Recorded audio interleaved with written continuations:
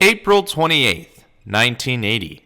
A day that should be marked down as a big moment in gaming history, as it was the day Nintendo made the jump into the portable market with the Game & Watch line. The simple idea from Gunpei Yokoi, when he saw a bored businessman playing with his calculator, turned into their first breakthrough in the handheld scene. But what some people forget is that starting off, things were a little different. In 1980, Nintendo was just starting to dip their toes into the US marketplace, and in turn, weren't a big brand unlike in their native Japan. So when it came time to distribute their first batch of Game & Watches, they turned to a toy manufacturer Mego to distribute the Silver Series. And this was one of them. It's Timeout Toss-Up, otherwise known as Ball.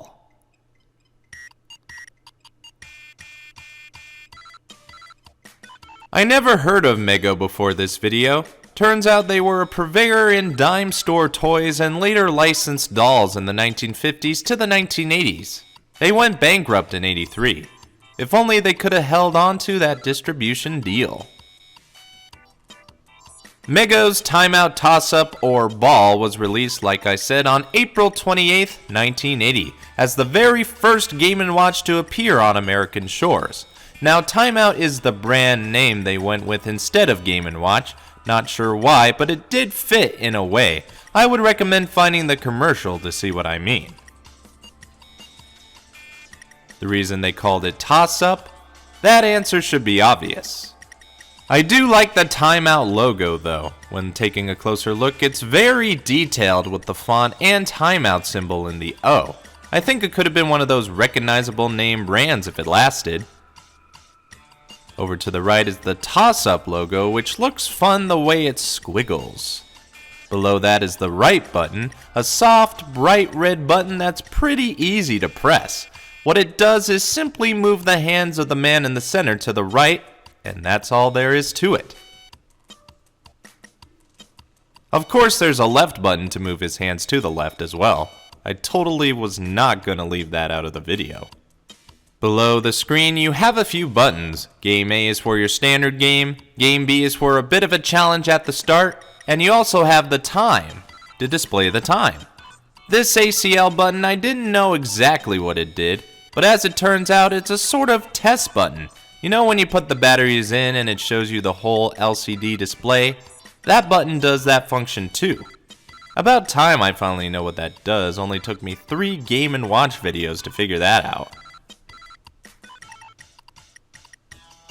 Of course, in the middle is the screen. A small display screen, yes, but just the right size to do the job.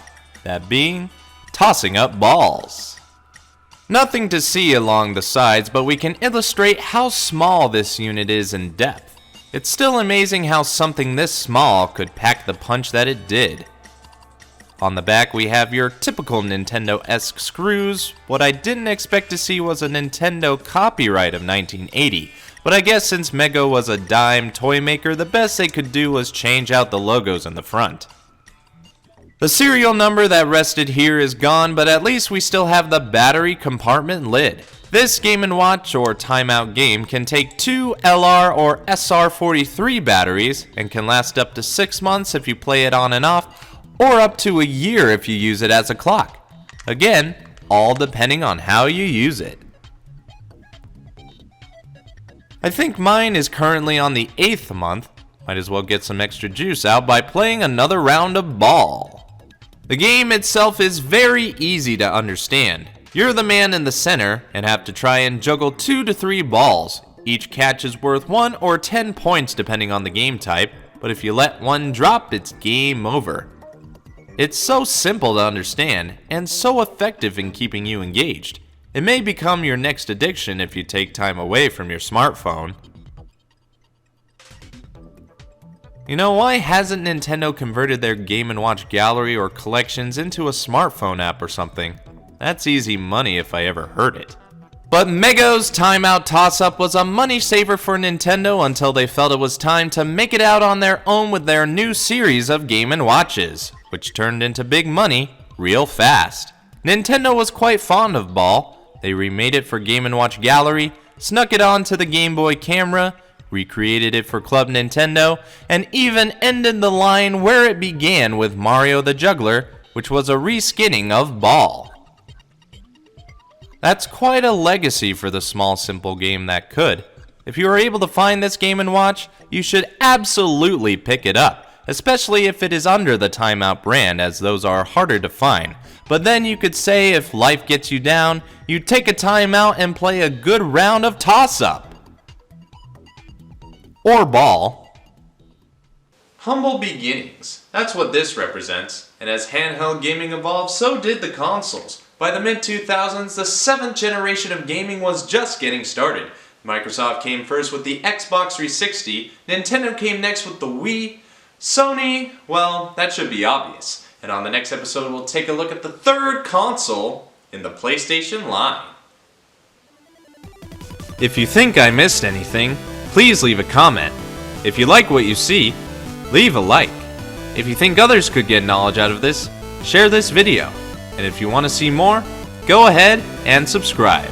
Now, if you'll excuse me, nostalgia is calling.